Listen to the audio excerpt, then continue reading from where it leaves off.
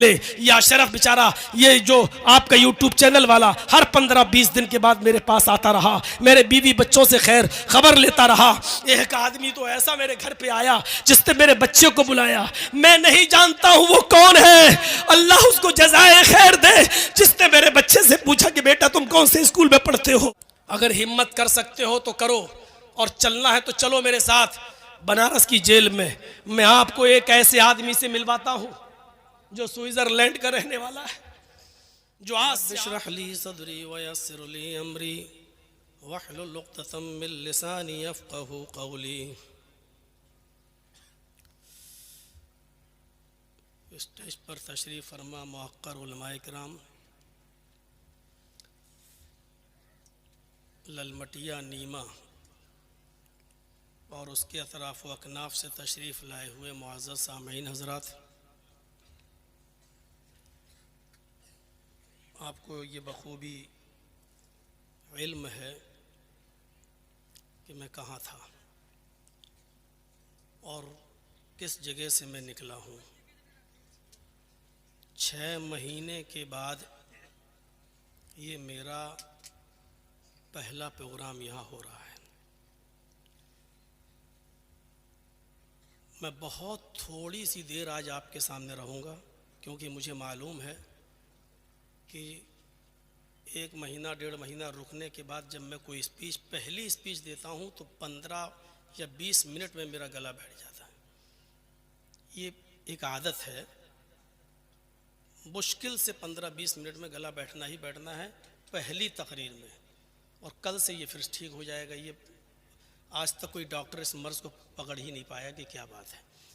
वो छुरी होती है जिसको जितना तेज़ करते रहो तो चलती रहती है, और जब कुंद हो जाती है तो फिर उसको, मैंने ये जुमे का खुतबा भी कहीं नहीं दिया, जानबूझकर कहीं नहीं दिया।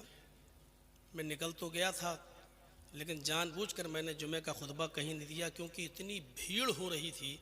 जिस जगह पर भी खुतबे का ऐलान अगर सुन लिया जाता तो जगह नहीं मिल। मेरे साथियों, ये पहला प्रोग्राम है हमारा, पहला, और इसके बाद फिर हमारे कर्नाटक के अहबाब बैठे, इनको मालूम ही है कि फिर हमें कर्नाटक भी जाना है। 19 तारीख को उधर भी प्रोग्राम है, और रमज़ान तक हम एहतियात बरत रहे हैं। कुछ फॉर्मेलिटी होती है हाई कोर्ट की जिसको पूरा करना पड़ता है, उसमें अभी हम लगे हुए हैं। तो मेरे भाइयों बुरा मत मानिएगा, जितना वक्त होगा हम देंगे।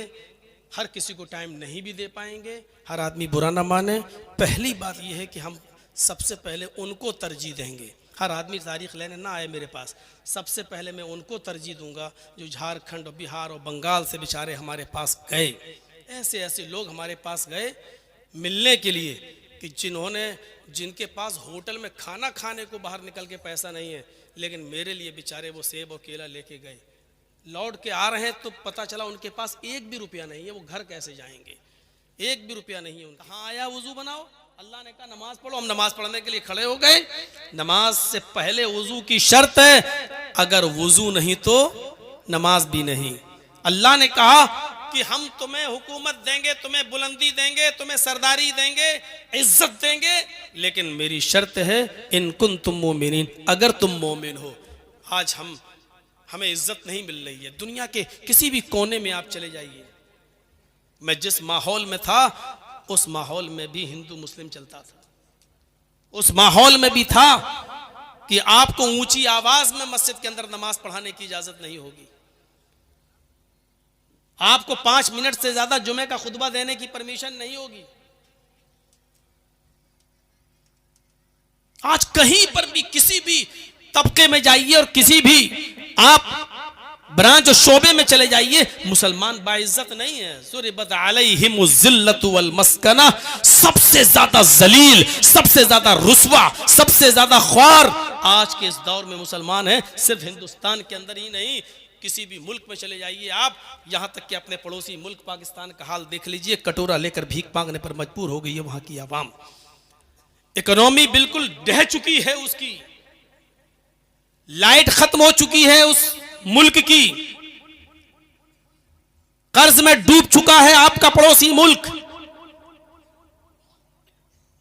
जहां ईमान खत्म होगा हम हिंदुस्तान के अंदर महफूज हैं, हमारी मस्जिदें महफूज हैं।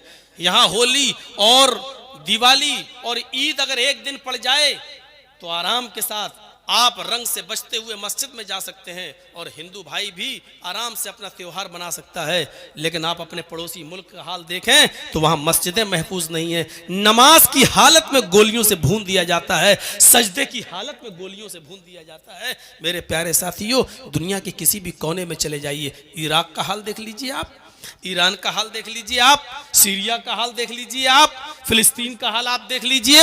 आप दुनिया के किसी भी मुल्क में, जो आप अपने मुल्क कहते हैं जिनको मुस्लिम इस्लामी मुल्क, मुस्लिम ममालिक, आप उनका हाल देख लीजिए। भारत के मुसलमानों से बदतर जिंदगी गुजार रहे हैं। हम इंफरादी तौर पर सबसे मजबूत हैं, हम इज्तिमाई तौर पर भी सबसे मजबूत हैं। अगर दुनिया का सबसे अमीर कोई इंसान है दुनिया का तो वो एक मुसलमान है, और दुनिया का सबसे अमीर मुल्क अगर कोई है तो वो कुवैत, जिसकी करेंसी सबसे हाई फाई।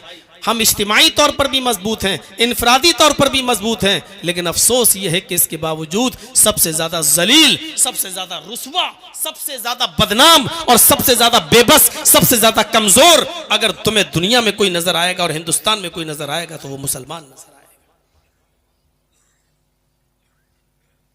वला तहिनु वला तहज़नु व अंतुमुल अलौना इन कुंतुम मुमिनीन। तुम गम न करो, तुम मायूस न हो जाओ, तुम परेशान न हो। मोमिनो, हम तुम्ही को इज्जत देंगे, तुम ही बुलंद रहोगे, तुम ही साहिब इज्जत रहोगे, कदम कामयाबी तुम्हारे कदम चूमेगी। इन कुंतुम मुमिनीन, शर्त यह है कि तुम पहले मोमिन बन जाओ। अल्लाह ने ईमान की शर्त लगाई है, पहले तुम मोमिन बन जाओ। ईमान एक मुआहिदा है और अमल स्वालिह नतीजा है। आपसे